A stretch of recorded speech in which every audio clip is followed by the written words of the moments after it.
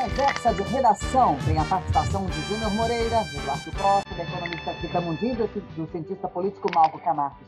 Conta também com a sua participação ouvinte da Itatiaia, por meio do WhatsApp do jornalismo, 99996-7074. Aguardamos aqui a sua mensagem de texto comentando os principais temas. Deputados enterram o voto impresso. Eduardo Costa, a maioria dos parlamentares mineiros votou a favor. Bom dia.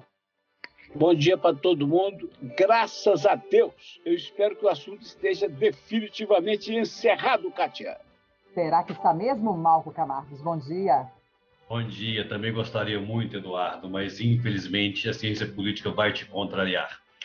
Bolsonaro perdeu eleitoralmente ontem. Ele não alcançou o número de votos necessário para que o seu projeto, a sua pauta, fosse aprovada. Mas, no fundo, este resultado é bom para Bolsonaro. Ele espera que a derrota em relação ao voto não auditável permite o questionamento do resultado eleitoral. E desde o início, essa era a bandeira do presidente. A possibilidade de uma eventual derrota ser questionada com a falta de uma capacidade do nosso sistema de permitir a apuração. Os deputados mineiros votaram igual os outros deputados do país, né? A metade do Congresso votou a favor do voto, um pouco mais do que a metade, e um pouco menos da metade votou contra o voto, né? E a grande surpresa foi o não posicionamento do senador Aécio Neves, que chegou a ir no Congresso, votou, mas votou com uma abstenção, ou seja, não votou nem de um lado nem de outro. Enquanto outros parlamentares que não quiseram demonstrar a sua opinião, acharam melhor ficar em casa para evitar o confronto, seja com um lado, seja com o outro. Resumindo, Bolsonaro perde eleitoralmente, ou seja, perde no Congresso eleitoralmente, né? Perdeu no voto no Congresso, mas ganhou no discurso, na narrativa, e era isso que o presidente queria. Rita Mundim, e está longe da gente perceber repercussão, especialmente desse tema, no nosso noticiário e também no mercado. Bom dia para você. Bom dia, Kátia. Bom dia a todos. Eu discordo do professor Malco, porque não era isso que ele queria. Ele ganhou, mas não levou, teve mais votos, né, a seu favor, mas insuficientes para que o voto auditável passasse. Mas, sinceramente, eu acho que tudo que acontece é como se fosse um enredo, né? Ele perdeu, não era isso que ele queria. Agora, como ele perdeu, ele não tem o direito de questionar, então a gente tem que ter mais... sei lá, gente, está muito coitado. Tem hora que eu tenho muita dó do presidente, porque tudo que ele faz ou que ele deixa de fazer, ele é questionado. Está certo que ele fala demais, mas é impressionante. Nada para o lado dele é definitivo. Então, assim, ele perdeu, não era isso que ele queria. Eu, particularmente, acho que se fosse uma evolução pela transparência e pela tranquilidade da democracia e da contagem dos votos, deveria ter sido aprovado, mas não foi. Ele perdeu, mas ele tem o direito de questionar, porque ele nunca deixou de falar que ele não acredita que não haja a invasão nas urnas eletrônicas. Então, isso é um posicionamento dele. Então, vamos tirar a capa do presidente. Ele tem o direito de não concordar. Tem muita gente que pensa como ele. Júnior Moreira. Eu tenho dó do povo brasileiro, viu, Kátia? Uma perda de tempo, pelo menos um mês, de uma discussão inútil, que não levaria a nada, como não levou, né? Todas as questões relacionadas a isso foram politizadas numa briga ideológica por causa das eleições do ano que vem. O presidente estava cansado de saber que esse negócio não passaria, como não passou na comissão, como não passou lá na Câmara Federal, né? Todos que estavam ali foram eleitos pela urna eletrônica, pelo sistema que a gente tem, né? Agora, aqui no Brasil, acho que eu já disse isso aqui alguma vez no Conversa de Redação, mas eu acho que vale a pena repetir. O Brasil está tão maluco, por isso que eu tenho tanto dó de nós brasileiros, que quem ganhou desconfia e quem perdeu não desconfia. É muito maluco isso. Belo Horizonte vai começar a divulgar quantas pessoas internadas com Covid não se vacinaram. E cidade da Grande BH, Júnior, quero continuar com você, atinge 100% da população imunizada com a primeira dose. Primeiro, ótima notícia, né, que vem de Confins, então, com a população acima de 18 anos vacinada, pelo menos com a primeira dose. Tem todo um arranjo que foi feito ali, porque algumas doses vieram para as pessoas que trabalham no aeroporto, e aí essas doses sobraram e foram então redirecionadas para o povo, uma cidade pequena ali de mais ou menos 7 mil habitantes, que conseguiu acelerar bem a vacinação. Graças a Deus, a gente fica na torcida para que outras cidades também comecem a chegar nesse dado de 100% da população com a vacinação.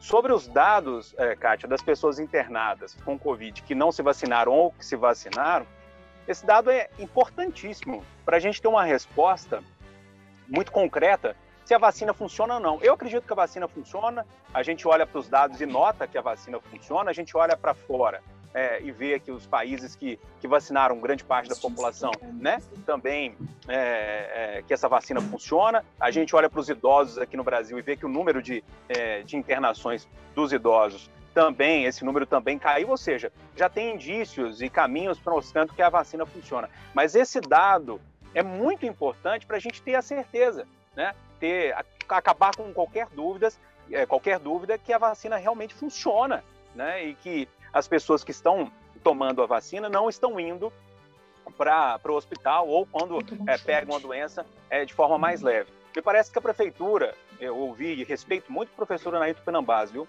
É um professor de excelência que tem um trato muito fino com nós da imprensa, é uma pessoa que ajudou demais nesse processo do Comitê de Enfrentamento da Covid, mas eu tenho a sensação, pela fala do professor, que a prefeitura atinou para isso agora. Eles não tinham pensado nisso antes, não. E agora estão começando a correr atrás desses dados. Poxa, porque não é tão difícil, não. Pega o setor de inteligência da prefeitura lá, da área de informática, cruza dados com os dados de internação, você tem esse dado de forma mais rápida. Me parece que a prefeitura atinou só agora para isso. Essa é a sua impressão também, Eduardo Costa? Oi? Eduardo, o Júnior está dizendo que, em outras palavras, Júnior, veio tarde essa iniciativa de se mostrar a eficácia da vacina com as internações, fazer esse cruzamento de dados, que se demorou um pouco a chegar a essa conclusão, de que é uma informação importante. Seja bem-vinda. Agora, em relação à vacinação completa até 18 anos, nós já temos 10 cidades do estado, segundo o secretário Fábio Baquerete, algumas em função de circunstâncias. Caso de Confins, que foi beneficiada porque aos pés do aeroporto internacional de Belo Horizonte tem muito aeroportuários e eles foram prioridade. Outras porque tem pouca gente. E a decisão do estado é de que essas cidades vão esperar para que o conjunto dos 853 municípios chegue aos 18 e aí todo mundo começa a vacinar menos de 18, a começar pelas comorbidades. Malco.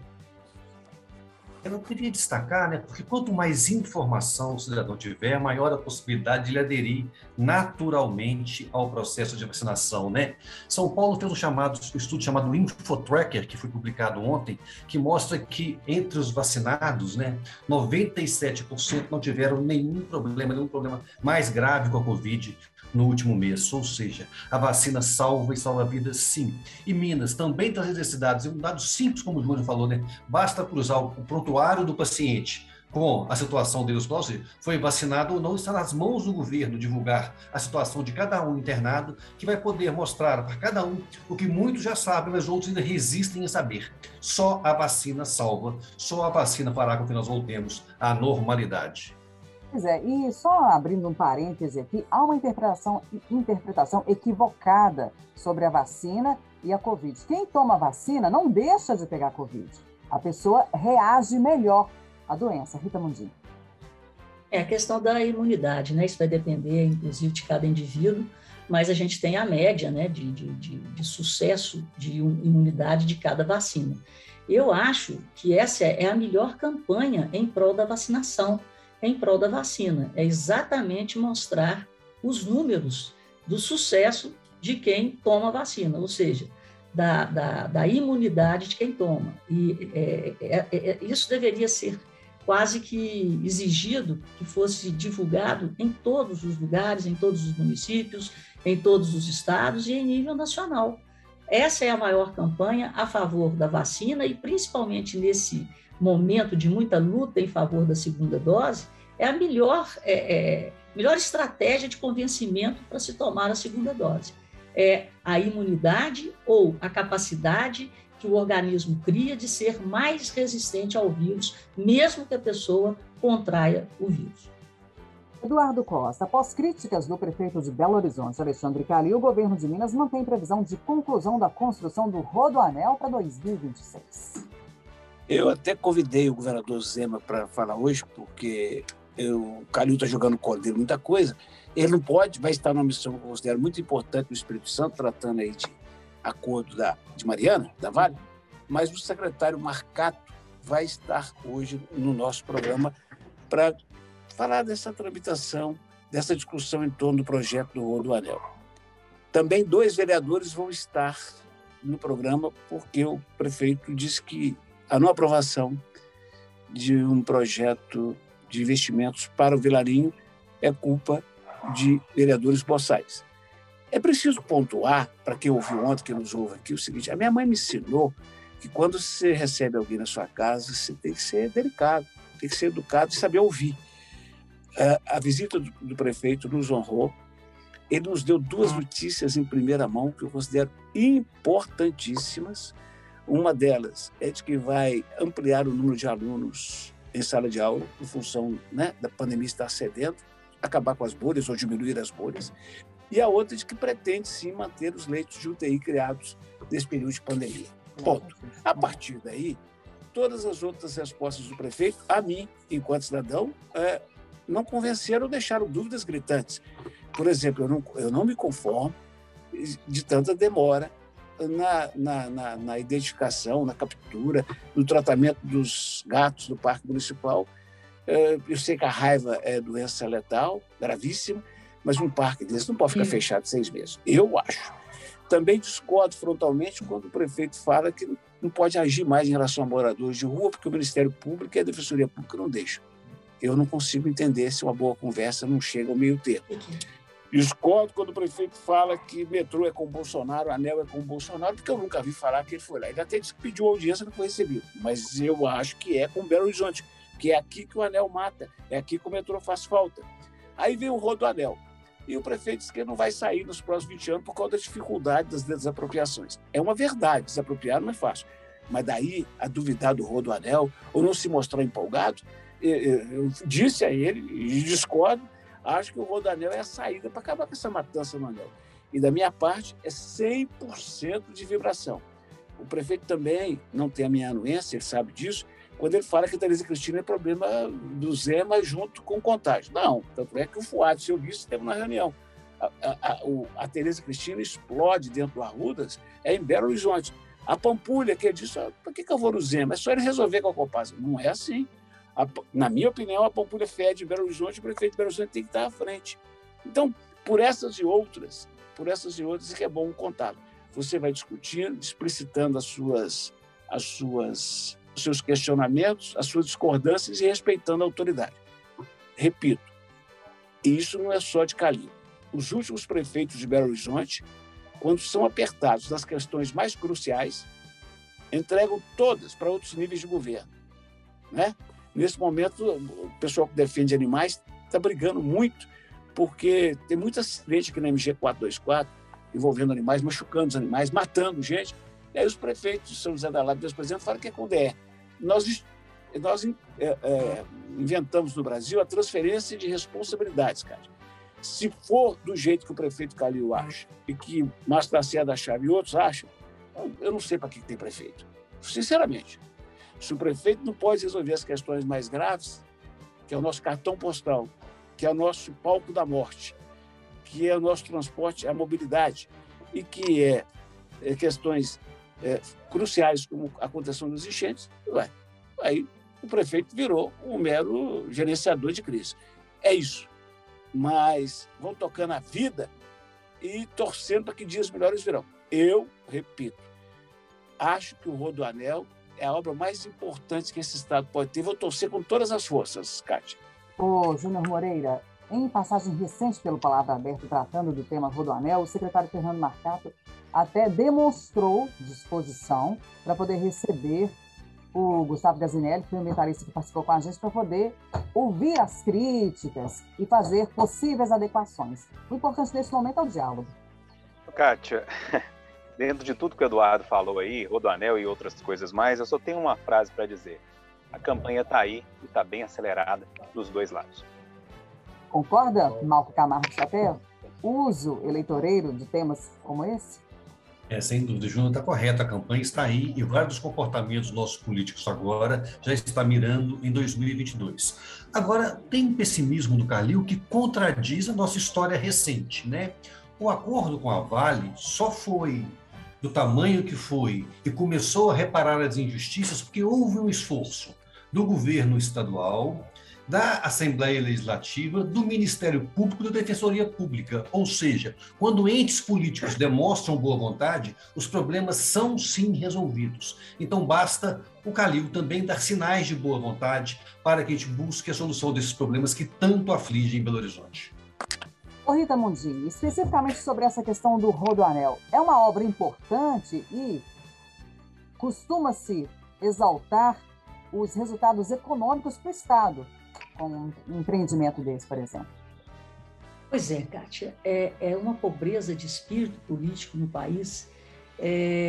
Essa política arcaica, nós estamos no século XXI, onde organismos globais, nós estamos vivendo a globalização.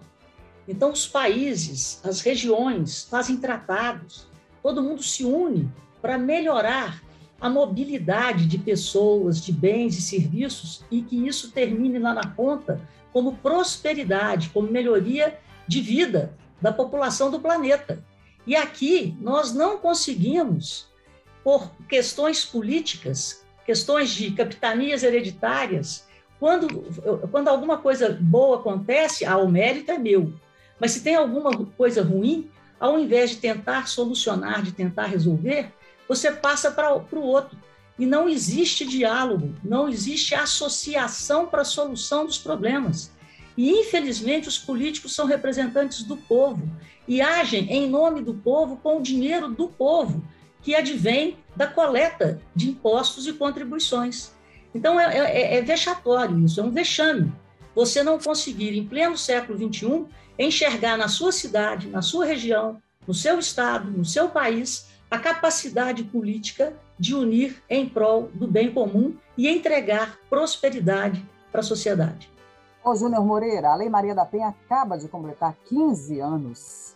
Um homem tentou estuprar mulher e vizinha e matou, e um vizinho matou o suspeito a facadas. Por que a gente está falando disso? Porque os casos de violência doméstica, esses casos absurdos de agressão contra a mulher, parece que eles estão pipocando especificamente agora com a passagem dos 15 anos da lei. Kátia, nesse assunto, só me ocorreu uma coisa, quando o Ailton do Vale trazia esse assunto pela madrugada no Café com Notícia.